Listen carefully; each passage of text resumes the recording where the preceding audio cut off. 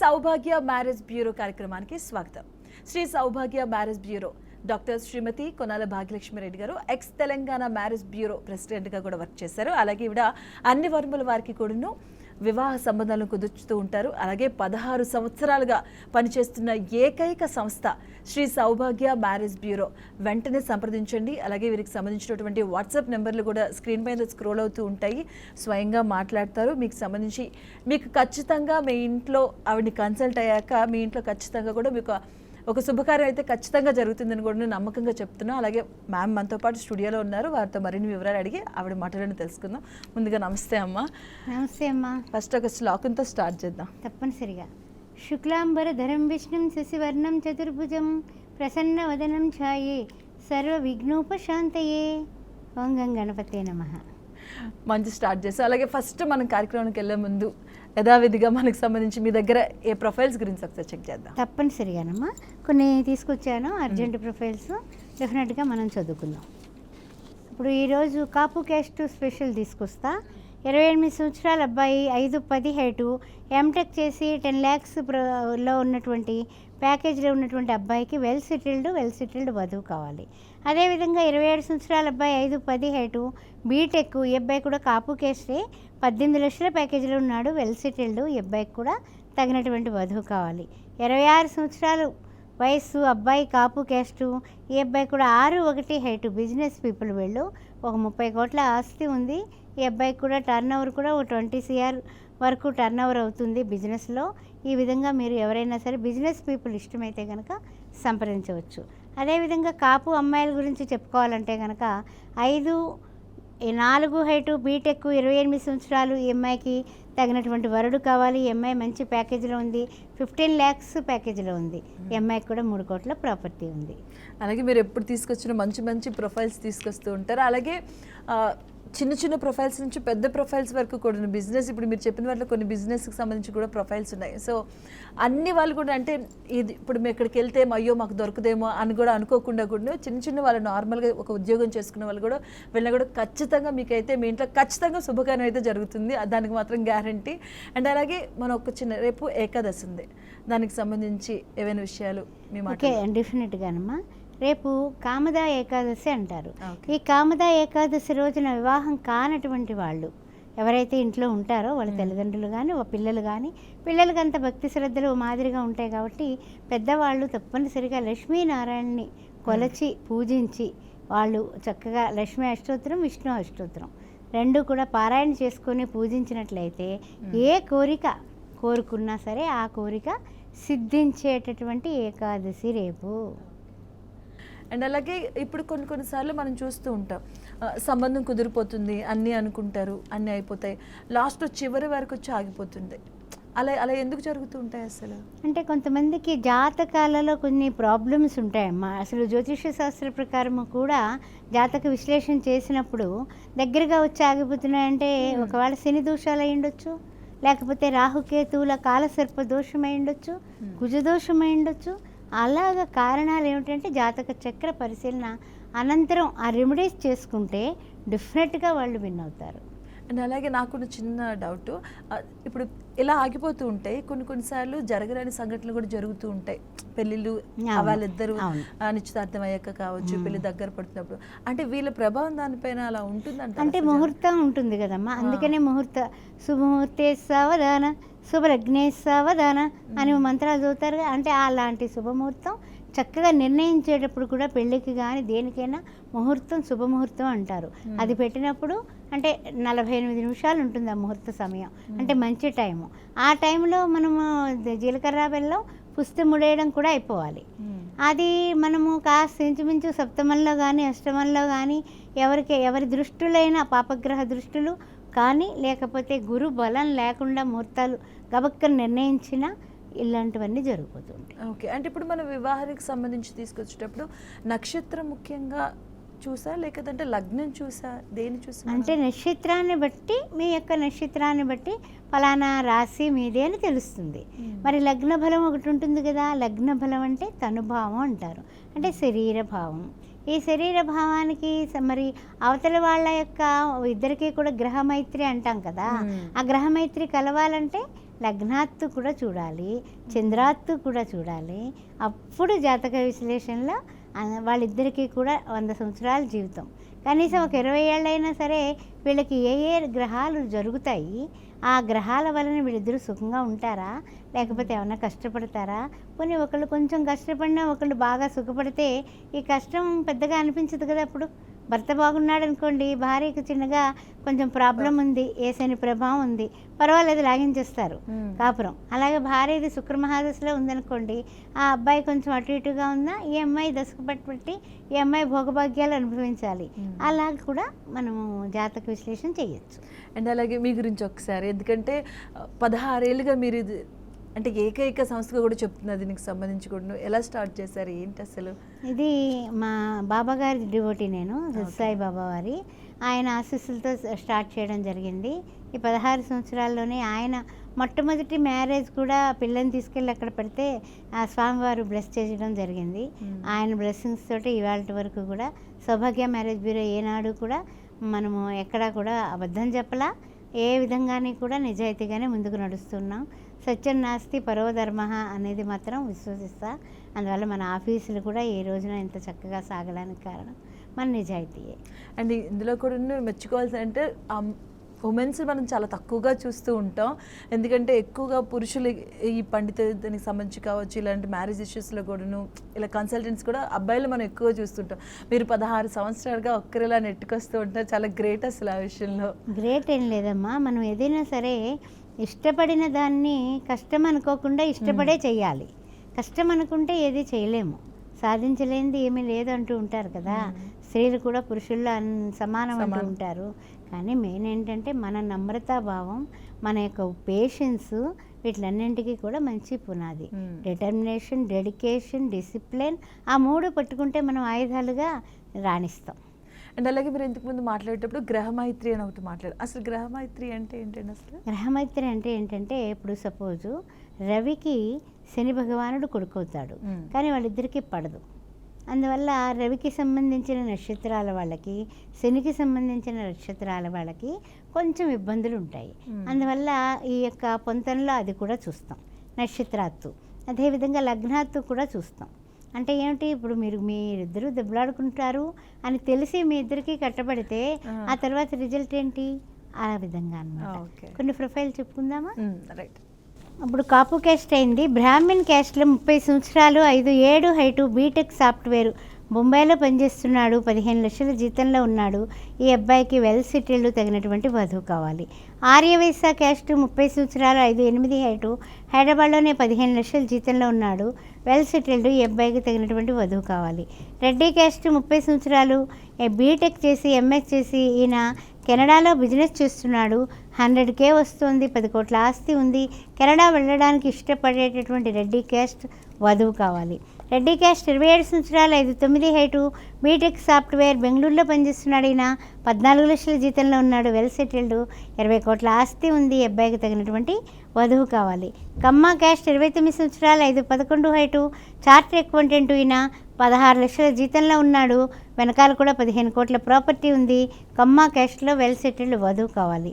కాపు caste 28 సంవత్సరాలు, 5'10" height, BTech MBA software, హైదరాబాద్లోనే పనిచేస్తున్నటువంటి ఈ అబ్బాయి 12 లక్షల ప్యాకేజీలో ఉన్నాడు, తగినటువంటి వధువు కావాలి. మున్నూరు కాపు క్యాస్ట్ 31 సంవత్సరం, 5'11" హైటు, ఎంబీబీఎస్ పీజీ చేశాడు. ఈ అబ్బాయి కూడా మెడికల్ ఆఫీసర్గా పనిచేస్తున్నాడు, తగినటువంటి వధువు కావాలి. పద్మశాలి క్యాస్ట్ 28 సంవత్సరాలు, 5'11" హైటు, బీటెక్ చేశాడు, ఓన్ బిజినెస్ చేస్తున్నాడు, నెలకి 3 లక్షలు వస్తుంది ఇతనికి, వెల్ సెటిల్డ్, 20 కోట్ల ప్రాపర్టీ ఉంది. పద్మశాలి క్యాస్ట్లో వధువు కావాలి. యశబ్రాహ్మణ్ క్యాస్ట్ 30 సంవత్సరాలు, 5'8" హైటు, ఎంబీఏ చేసి బెంగళూరులో జాబ్ చేస్తున్నటువంటి ఈ వరుడికి 12 లక్షల ప్యాకేజీలో ఉన్నాడు, ఇల్లు వాకిలి అన్నీ ఉన్నాయి. విశ్వబ్రాహ్మణ్ క్యాస్ట్లో వధువు కావాలి. అంటే బ్రాహ్మణ్కి సంబంధించినటువంటి కొన్ని ప్రొఫైల్స్, మంచి ప్రొఫైల్స్ చెప్పారు. అలాగే నేను మరొకసారి కూడా గుర్తు చేస్తున్నా, మ్యామ్కి సంబంధించినటువంటి వాట్సాప్ నెంబర్ అయితే స్క్రీన్ పైన స్క్రోల్ అవుతూ ఉంటుంది సైట్స్లో. ఆ నెంబర్ కాల్ చేయండి. మీకు సంబంధించి ఏదైతే రిక్వైర్మెంట్స్ ఉన్నాయో ఆ రిక్వైర్మెంట్ మీరు ఖచ్చితంగా చెప్తే దానికి తగ్గట్లుగానే మీ రిక్వైర్మెంట్స్ ఏవైతే చెప్పారో దానికి తగ్గట్టుగా మీకు ఒక మంచి సంబంధాన్ని అయితే ఆవిడ జత చేయడం అయితే కుదురుతుంది. అండ్ ఇంకో విషయం మ్యామ్, ఇప్పుడు గతంతో పోలిస్తే ఇప్పుడు మ్యారేజ్ సక్సెస్ రేట్ అనేది తగ్గుతూ ఉంది. పూర్వకాలంలో జాతకాలు చూసి అన్ని చూసి చేసేవాళ్ళు. ఇప్పుడు అలా చేసినా కూడాను లవ్ మ్యారేజ్ కావచ్చు, అరేంజ్డ్ మ్యారేజ్ కావచ్చు, సక్సెస్ రేట్ అనేది తగ్గింది. ఏమంటారు, మీ ఉద్దేశం ఏంటి దీనికి సంబంధించి? అంటే ఒకటే గుర్తుపెట్టుకోండమ్మా, పూర్వం ఒక డెడికేషను తల్లిదండ్రులు చెబితే పిల్లలు తల ఊపేవాళ్ళు. ఆ రోజుల నుంచి పెళ్లి చూపుల ప్రక్రియ వచ్చింది. ఆ తర్వాత వీరి ఇష్టాలు పెరిగాయి. ఎలాంటి ఎడ్యుకేషన్ లెవెల్స్ అబ్బాయికి అమ్మాయికి కూడా వాళ్ళ కాళ్ళ మీద నిలబడి వాళ్ళ సొంత అభిప్రాయం తల్లిదండ్రులకు వెళ్ళిపుచ్చి వాళ్ళ అభిప్రాయ సేకరణ తర్వాత వీళ్ళు పెళ్లి చేస్తున్నారు. పెళ్లి సంబంధాలు చూసేటప్పుడు ఏమండి మా పిల్లాడికండి కాస్త 5-8, 5-10 ఉన్నాడు కదండి, అందుకని కనీసం 5-5-5-6 ఉండాలండి అని తల్లిదండ్రులు చెప్తూ ఉంటారు. ఏమండి వాడికి బీటెక్ చేసిన తర్వాత MBA కూడా చేశాడండి, ఒక 20 లక్షల ప్యాకేజీలో ఉన్నాడు, కనీసం 10-15 లక్షలు లేకుండా ఎట్లా అంటారు. అమ్మాయి ఆలోచనలు కూడా అలాగే ఉంటాయి. నాకు తగిన హైటు, నాకు తగిన అందం, నాకు తగినటువంటి కుటుంబ విషయం తల్లిదండ్రులను చూసుకోమంటుంది. కానీ అందచందాలు, ఆ ప్యాకేజీలు ఇవన్నీ అమ్మాయి కూడా ఆలోచిస్తుంది కదా. ఇప్పుడు నువ్వు నేను సరి సమానం అనే ఆలోచన ధోరణి వలన వీళ్ళకి కూడా ఆలోచన స్వేచ్ఛ వచ్చింది. అందువలన ఇవన్నీ కూడా నిజంగా చెప్పాలంటే సమాజం మారడం కూడా సంతోషకరమైన విషయమే. వారి అభిప్రాయాలకు సంబంధించి పెళ్ళిళ్ళు చేస్తున్నారు. నచ్చుకున్నారు అనుకున్న తర్వాత జాతకాలు చూసుకుంటే అడ్జస్ట్ అవ్వాల్సి వస్తుంది. ఏది పెళ్లి చూపులు లేకుండా జాతకాలు చూపించుకుంటే నచ్చకపోతే వాళ్ళని రమ్మనమని చెప్పాల్సిన అవసరం ఉండదు. ఆ ఒక్క విషయంలోనే విశేషమైనటువంటి సందేహ నివారణ ఉంది మీకు. అర్థమైందా? అండ్ అలాగే గ్రహమైత్రి గురించి చెప్పినప్పుడు ఈ రాక్షస గణం, దేవగణం అవన్నీ చూస్తూ ఉంటారు. అంటే దాన్ని ఎలా చూస్తారంటే పాయింట్స్ కూడా కొన్ని చూస్తుంటారు కదా, అబ్బాయికి అమ్మాయికి ఇన్ని పాయింట్స్ మ్యాచ్ అవ్వాలని. జనరల్గా ఎన్ని పాయింట్స్ వరకు మ్యాచ్ అవ్వాలి అసలు? అవేంటి అసలు పాయింట్స్ ఎలా చూస్తారంటేనమ్మా, అమ్మాయి నుంచి అబ్బాయికి చూస్తారు. వచ్చేసాయి 28 పాయింట్లు, ఒకే జాతకం, ఒకే నక్షత్రం. అంటే కొన్ని నక్షత్రాలకి పాదభేదంలో కూడా పెళ్ళిళ్ళు చేసుకోవచ్చు. ఆ విధంగా పాయింట్లు అయితే 28 వచ్చేస్తాయి. కొన్ని నక్షత్రాలకి ఒకే నక్షత్రం అయితే పెళ్లి చేసుకోరాదు. అలా కూడా ఉంది. అది ఒక 2వ పాయింట్. 3వ పాయింట్ ఏమిటంటే కనుక కొన్ని నక్షత్రాల వాళ్ళు రాక్షస గణం, కొన్ని నక్షత్రాల వాళ్ళు దేవగణం అవుతారు. మరి అలాంటప్పుడు ఆ దేవగణం వాళ్ళకి రాక్షస గణం వాళ్ళకి పడదుగా. మరి పడనప్పుడు మరి ఎలా పెళ్లి చేస్తాం? అందువల్ల గణాలు చూసేటప్పుడు, గుణాలు ఏరేటప్పుడు 18 గుణాలు వస్తే పాస్.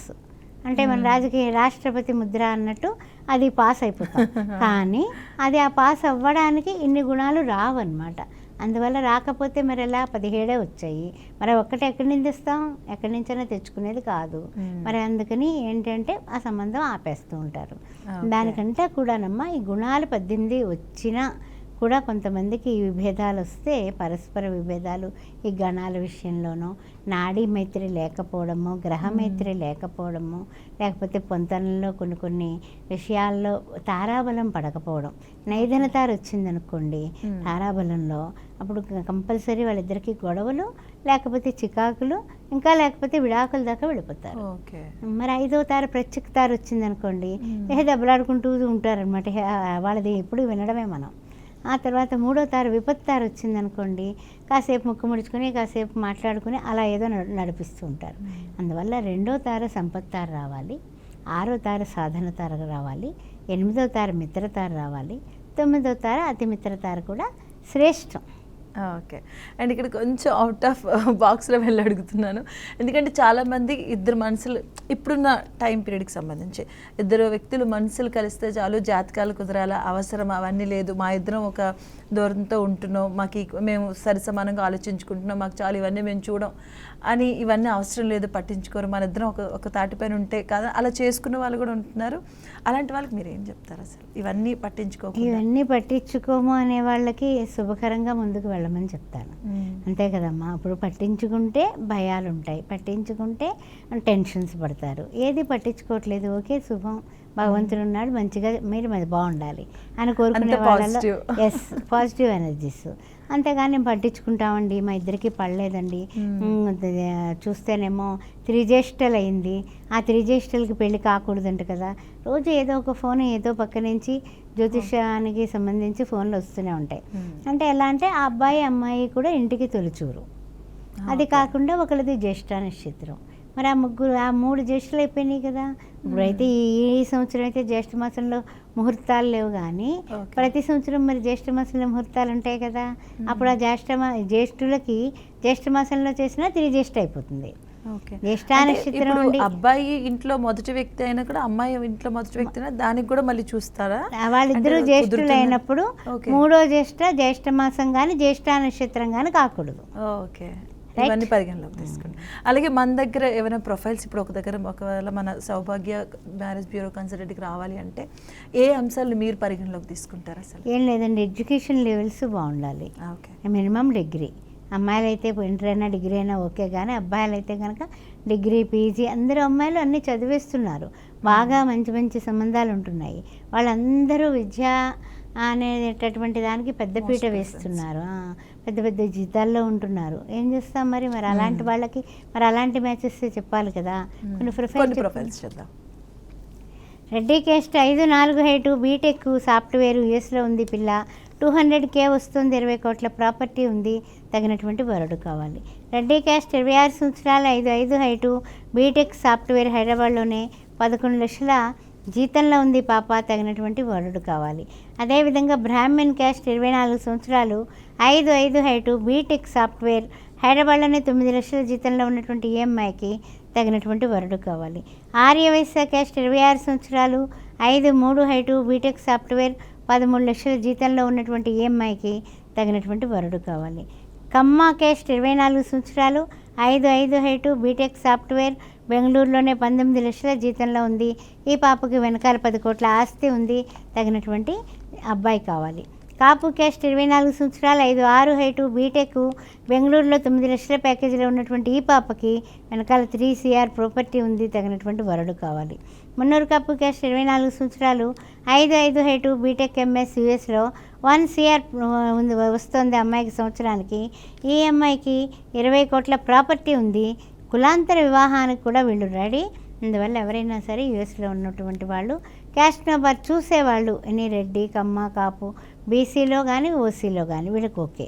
అదేవిధంగా పద్మశాలి క్యాస్ట్ 25 సంవత్సరాలు, 5'4" హైటు, బీటెక్, హైదరాబాద్లోనే పనిచేస్తుంది పాప, 8 లక్షల జీతంలో ఉంది, ఓన్లీ డాటరు, వెనకాల కూడా కొన్ని కోట్ల రూపాయల ఆస్తి ఉంది. అండ్ అలాగే ఇప్పుడు మన దగ్గర సెకండ్ మ్యారేజ్ విషయానికి సంబంధించి ఏమైనా పరిగణలోకి తీసుకుంటారు? ముఖ్యంగా మన దగ్గర అవైలబిలిటీ ఉంటుందమ్మా. రెండో పెళ్ళికి కూడా సంబంధాలు చాలా ఉంటాయి. అదేవిధంగా రెండో పెళ్లి వాళ్ళకు కూడా అన్ని వర్ణాలలోని కూడా అప్పుడు సెకండ్ మ్యాచ్ వాళ్ళు ఎక్కువైపోయినారు. కారణం ఏంటి, ఇందాక మీరు చెప్పినట్లుగా రకరకాలుగా అంటే ప్రేమ వివాహాలు విచ్ఛిన్నం అవుతున్నాయి, పెద్దవాళ్ళు చేసినవి విచ్ఛిన్నం అవుతున్నాయి. అంటే అది దేనికి అవుతున్నాయి అంటే అది అంతా కూడా మరి వాళ్ళు చేసుకున్నటువంటి పాపమా పుణ్యమా అనేది మనం పక్కకు పెట్టేస్తే వాళ్ళిద్దరికీ సరిపడలేదు అనే ఆన్సరే కరెక్ట్. అందువలన వాళ్ళిద్దరికీ మరలా తిరిగి వివాహం చేసేటప్పుడు అలా సౌభాగ్య మ్యారేజ్ బ్యూరో చాలా మందికి వివాహాలు చేసింది. సో మరి ఇప్పుడు సెకండ్ మ్యారేజ్ అంశంతో మీ దగ్గరికి వచ్చినప్పుడు ఏ అంశాలను పరిగణలోకి తీసుకుంటారు? ఎవరైనా సరేనమ్మా, మనకి మ్యాచ్ గురించి వచ్చినప్పుడు మనం పరిగణించేటటువంటి అంశాలు ఏంటంటే కనుక ఫస్ట్ మనం చూడాల్సింది ఏంటంటే వాళ్ళకి ఎప్పుడు పెళ్ళయింది, ఎన్నాళ్ళు కలిసి ఉన్నారు, ఎందువలన కారణం ఏంటి అనేది ముందు తెలుసుకొని వాళ్ళ ఆలోచనలకు తగ్గినటువంటి సంబంధాలు మన దగ్గర ఏమున్నాయి ఏంటి అనేది చూసుకున్న తర్వాత వాళ్ళ ఆలోచనలకి అంటే కొంతమందికి ఒక అబ్బాయి కానీ అమ్మాయి కానీ ఉంటారు, వాళ్ళు డైవర్స్ తీసుకుని ఉంటారు. అలాంటి వాళ్ళకి మరి అలా ఉన్న వాళ్ళు అయితే ఓకేనా, లేదండి మా అబ్బాయికి సెకండ్ మ్యాచ్ వద్దు, ఫస్ట్ మ్యాచే మాకు కావాలి అనేవాళ్ళు ఉన్నారు. అలాగే మా అమ్మాయికి సంసారం చేయలేదండి అబ్బాయితోటి, అందుకని మా పిల్లకి ఫస్ట్ మ్యాచ్ అబ్బాయి కావాలి అనే తల్లిదండ్రులు ఉన్నారు. వీళ్ళని కూడా మనం సమన్వయం చేసుకొని చక్కగా ముందు వాళ్ళకి అర్థమయ్యేటట్టుగా మాట్లాడి మ్యాచ్కి పిలుస్తాం. వీళ్ళకి పంపిస్తాం, వాళ్ళకి పంపిస్తాం, వీళ్ళు ఓకే అనుకున్నారనుకోండి, అంటే మా ద్వారానే మధ్యవర్తిత్వం అంతా మన వాళ్ళే చేస్తారు. మన ఆఫీస్లో ఒక 60 మంది అమ్మాయిలు ఉంటారు, వాళ్ళు చేస్తారు. తర్వాత నా దగ్గరికి ఫైనల్గా తీసుకొచ్చినప్పుడు మీటింగ్ అరేంజ్ చేసి వాళ్ళందరితో చక్కగా మాట్లాడి ఇలా జరిగింది కదా మీ ఇంట్లో, ఇలా జరిగింది వీళ్ళ ఇంట్లో, ఒకవేళ మీరిద్దరూ కలిసి చేసుకుంటే బాగానే ఉంటుందేమో మీరు ఆలోచించుకోండి. వీళ్ళ రూపురేఖలు నచ్చాయి, వీళ్ళ చదువులు నచ్చాయి, జీతాలు నచ్చాయి, ఇంకిప్పుడు మనకి ఇంకేం కావాలి అంటే పిల్లాడు నచ్చుకుంటే మీరు కంప్లీట్ ఎంక్వైరీ చేసుకొని ముందుకు వెళ్ళండి అని చెప్తా. పరిచయం మా వంతు, పరిశీలన మీ వంతు. ఇప్పుడు అంతా ఓకే, ఇప్పుడు ఏమైనా సమస్యలు అంటే ఏవో దోషాలు కానీ వస్తే అలాంటి దానికి సంబంధించి మన దగ్గర ఏమైనా పరిష్కార మార్గాలు చూపిస్తారా వారికి మీరు? ఇంకా అవన్నీ మనం ఏం పట్టుకోమ్మా, ఎందుకంటే మనం లాయర్లం కాదు, మనం ఎంతవరకు అంటే అంటే ఇప్పుడు ఏదైనా జాతకాలు చూసేటప్పుడు కొన్ని కొన్ని చిన్న చిన్న సమస్యలు జాతకాలు చూసేటప్పుడు పరిష్కారాలు అవన్నీ కూడా చేస్తూ ఉంటాం. కొంతమందికి మంచి కుజదోషం ఉంటుంది, మరి అలాంటి వాళ్ళకి కుంభ వివాహాల దగ్గరుండి చేపిస్తా. ఆ కుంభ వివాహాల వల్ల చేసిన తర్వాత పెళ్ళిళ్ళు కుదిరి పెళ్ళిళ్ళు చేసుకున్న వాళ్ళు చాలామంది ఉన్నారు. వాళ్ళు వ్యక్తిగత జీవితంలో గొడవలు పెట్టుకుంటే నమస్కారం పెట్టాలి మనం, మన వల్ల కాదు. అండ్ అలాగే పెళ్లి విషయం గురించి వచ్చేటప్పుడు కుజదోషం మనం ఎక్కువగా వింటూ ఉంటాం, అమ్మాయికి కుజదోషం ఉంది అందుకే పెళ్లి కాబట్టి. ఫస్ట్ ఆఫ్ ఆల్ ఈ కుజదోషం అంటే ఏంటండి అసలు? ఈ కుజదోషం అంటే ఈయన సుబ్రహ్మణ్యేశ్వర స్వామి. ఆ కుజుడు అంటే భూమిపుత్రుడు, ధరణిపుత్రుడు, ఈ యొక్క ధరణి గర్భ సంభూతం అని శ్లోకం చెప్తూ ఉంటాం. అలాగా మహానుభావుడైనటువంటి ఆ సుబ్రహ్మణ్యేశ్వర స్వామిని ఎక్కువ పూజించడం, షష్ఠులు చేయటం, కృత్తికా నక్షత్రం మంగళవారం కలిసి వచ్చిన రోజున సుబ్రహ్మణ్యేశ్వర స్వామికి అర్చన అభిషేకం చేయించుకోవడం, ఇలాంటి రెమెడీస్ వల్ల కూడా బాగా పనికొస్తుంది. ఎక్కువ రాహుకాల దీపం పెట్టినా కూడా సుబ్రహ్మణ్య అష్టకం చదువుకుంటూ కూర్చొని అది కూడా బాగా ఉపయుక్తంగా ఉంటుంది. ఓం సాం శరవణ భవ అనే మంత్రం కూడా ఈ కుజదోషం వాళ్ళకి చాలా చక్కగా వర్తిస్తుంది. అండ్ మళ్ళీ ఒకసారి మంత్రం చెప్పండి. ఓం సాం శరవణ భవ, ఓం సాం శరవణ భవ అని. ఇక్కడ సపోజ్ మంగళవారం ఉందనుకోండి, మధ్యాహ్నం 3 నుంచి 4:30 వరకు కూడా రాహుకాలం ఉంటుంది, ఆ టైంలో అనుకోవచ్చు. ఆ మంగళవారం పొద్దున్న కుజహోరా ఉంటుంది 6 to 7, ఆ టైంలో జపం చేసుకోవచ్చు. అదేవిధంగా సోమవారం అనుకోండి, పొద్దున్న 7:30 నుంచి 9 వరకు రాహుకాలం ఉంటుంది, ఆ టైంలో జపం చేసుకోవచ్చు. అలాగా రాహుకాలంలో ఇది జపం చేసుకుంటే కుజదోషం ఉన్నవాళ్ళు రాహుదోషం పోతుంది, కేతుదోషం పోతుంది, కుజదోషం పోతుంది. ఓకే, కానీ ఈ కుజదోషం ఉన్న వారికి ఎందుకు లేట్గా అవుతుంటుంది అసలు? అంటే సంబంధాల దగ్గరకు వచ్చి తప్పిపోతూ ఉంటాయి. కొంతమందికి అష్టమంలో కుజుడు ఉంటాడమ్మా, అప్పుడు వివాహం తర్వాత భార్య కానీ భర్తకు కానీ గండాలు ఉంటాయి. అందువలన అలాంటి వారికి గవోబా మరి వాళ్ళు జాతకం చూపించుకుంటారు కదా, చూపించుకొని వాళ్ళు అందరూ కూడా ఇప్పుడు నిజంగా చెప్పాలంటే అందరూ పండితులు అయిపోతున్నారు.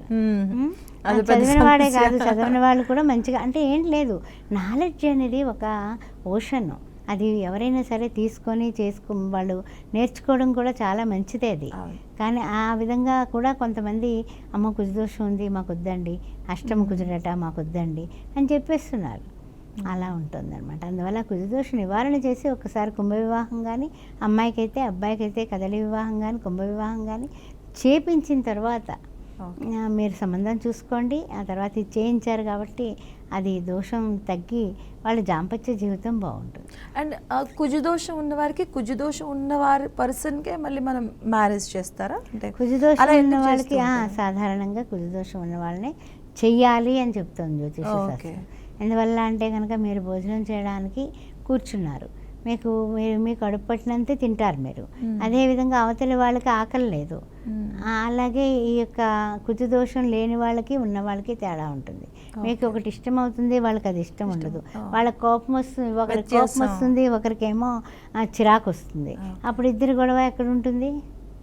అందువలన కుజదోషం ఉన్న వాళ్ళు అంటే ఒకరికొకళ్ళు ఆ యొక్క డిగ్రీలను బట్టి నిభాయించుకోగలుగుతారు. ఒక కాలర్ ఉన్నారు, ఒకసారి మాట్లాడదాం. సత్యనారాయణ గారు నమస్తే అండి. నమస్కారం అండి. రైట్ అండి, భాగ్యలక్ష్మి గారు ఉన్నారు, మాట్లాడండి. మేము మా అమ్మాయికి మ్యారేజ్, మీకు కొంచెం గట్టిగా మాట్లాడగలరా సత్యనారాయణ గారు? మేడం, ఇప్పుడు మా అమ్మాయి మ్యారేజ్ చూస్తున్నాము, సంబంధాలు. ఓకేనండి, మీ దగ్గర ఉన్నాయేమన్నా అని కనుక్కుందామని. ఓకే, క్యాస్ట్ ఏంటండి సత్యనారాయణ గారు? గౌడ్స్, బీసీబీ గౌడ్స్ అండి. గౌడ్స్ ఉన్నాయండి, మంచి సంబంధాలే ఉన్నాయి. ఇదిగో ఒక్కొక్క క్యాస్ట్ నింపాది చదువుకుంటూ వస్తున్నాను, ఉన్నాయండి. ఓల్డ్ గౌడ్స్ మనకి వేరే క్యాస్ట్. ఓకే, మీరు ఏం చేస్తారంటే అమ్మాయి ఫోటో డీటెయిల్స్ కూడా నాకు వాట్సాప్ చేయండి. వాట్సాప్ నెంబర్ నా పక్కనే ఉంది కదా, 9866034439. ఈ నెంబర్కి మీరు వాట్సాప్ చేస్తే తప్పనిసరిగా కార్యక్రమం అయిన తర్వాత మీకు ఆఫీస్ నుంచి కాల్ వస్తుంది. మీరు అవకాశం ఉంటే ఆఫీస్కి వచ్చి కలవచ్చు, లేదా ఆన్లైన్ ద్వారా అమ్మాయి యొక్క వివరాలు తర్వాత నాతో కూడా పర్సనల్గా మాట్లాడచ్చు. రైట్ అండి సత్యనారాయణ గారు. సో వాట్సాప్ నెంబర్ పక్కనే స్క్రోల్ అవుతూ ఉంటాయి, ఆ నెంబర్స్కి కాల్ చేయండి. మీకు ఏవైతే రిక్వైర్మెంట్స్ ఉన్నాయో, అలాగే మ్యామ్ దగ్గర ఏవైతే ఉన్నాయో, మీరు ఏమైనా సంబంధాలు అడిగారు కాబట్టి ఖచ్చితంగా మీ ఇంట్లో ఒక శుభకార్యాన్ని అయితే చేసే పంపిస్తారు. సో భాగ్యలక్ష్మి గారు, అలాగే మనోహర్ గారు ఉన్నారండి, వారితో మాట్లాడదాం. మనోహర్ గారు నమస్తే అండి. హలో హలో మనోహర్ గారు నమస్తే. హలో నమస్కారం మేడం.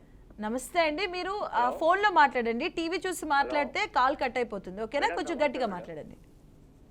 నమస్కారం అండి. నమస్కారం అండి, చెప్పండి. అబ్బాయికి అమ్మాయికి మేడం, వివాహం? నేను లంగరోడ్ నుంచి మనోహర్ మాట్లాడుతున్నాను. అలాగేనండి. క్యాస్ట్ ఏమిటండి? లేదండి, టీవీ చూస్తలేదు మేడం. అవునండి. మీరు అబ్బాయికి కావాలా పెళ్లి సంబంధం, అమ్మాయికి కావాలో నాకు చెప్పలేదు. మేడం అబ్బాయికి కానీ అమ్మాయికి కానీ ముదిరాజ్ క్యాస్ట్ మేడం. ఏమండి? ముదిరాజ్ క్యాస్ట్. ముదిరాజు ఉన్నాయండి మ్యాచెస్. మా బాబు పేరు గంగాధర్, బాబు పేరు కరుణాకర్. అబ్బాయికి సరేనండి, తప్పనిసరిగానండి. అబ్బాయికి అండి. అబ్బాయి ఫోటో డీటెయిల్స్ నాకు కొంచెం వాట్సాప్ చేయండి. వాట్సాప్ చేస్తే కార్యక్రమం అయిన వెంటనే మీకు ఆఫీస్ నుంచి కాల్ వస్తుంది. తప్పనిసరిగా సంబంధం చూద్దామండి. అలాగే ఒకసారి మీకు సంబంధించి ఒక ఛానల్ కూడా ఉంది. ఆ ఛానల్ ఏంటి ఒకసారి చెప్పాలా? ఓకే. ఆస్ట్రో భాగ్యలక్ష్మి అనే ఛానల్ 3 years అవుతుందమ్మా. 1,12,000 మంది దాకా సబ్స్క్రైబర్స్ ఉన్నారు. మనకి దాని గురించి సిల్వర్ బటన్ కూడా రావడం జరిగింది. ఆధ్యాత్మికంగా కానీ మనము లేకపోతే ఏదైనా జ్యోతిష్యపరంగా కానీ ఏం డౌట్స్ ఉన్నా సరే, వార ఫలాలు, మాస ఫలాలు, అదే కాకుండా మనలో ఉన్నటువంటి రకరకాల డౌట్స్ అన్నీ కూడా క్లారిఫై అవ్వడానికి 2,500 క్యాసెట్లు వీడియోల రూపంలో ఆ ఛానల్లో భద్రపరిచి ఉన్నాయి. మీరు ఆస్ట్రో భాగ్యలక్ష్మి ఛానల్ని సబ్స్క్రైబ్ చేసుకోండి, చాలా ఆనందాన్ని అనుభవిస్తారు. రైట్ అండి. భాగ్యలక్ష్మి గారు, థ్యాంక్ యూ సో మచ్. మా స్టూడియోకి వచ్చి మీ వాల్యుబుల్ టైంని ఇక్కడ స్పెండ్ చేసి, అలాగే చక్కటి మంచి సంబంధాలను కూడా తీసుకొచ్చారు. మంచి ప్రొఫైల్స్ కూడా ఉన్నాయి. ఆ ప్రొఫైల్స్ కూడా కొంతమంది కాలర్ కూడా వెయిట్ చేస్తారు. అండ్ అలాగే నేను మరొకసారి చెప్తున్నాను, వాట్సాప్ నెంబర్ స్క్రోల్ అవుతూ ఉంటుంది. ఆ నెంబర్కి కాల్ చేయండి. భాగ్యలక్ష్మి గారు ఖచ్చితంగా మీ ఇంట్లో ఒక శుభకార్యాన్ని అయితే ఖచ్చితంగా చేసి చూపిస్తారు. సో ఇది వాళ్ళ స్పెషల్ ప్రోగ్రామ్. రేపు మరో కార్యక్రమంతో మళ్ళీ కలుద్దాం. అంతవరకు సెలవు.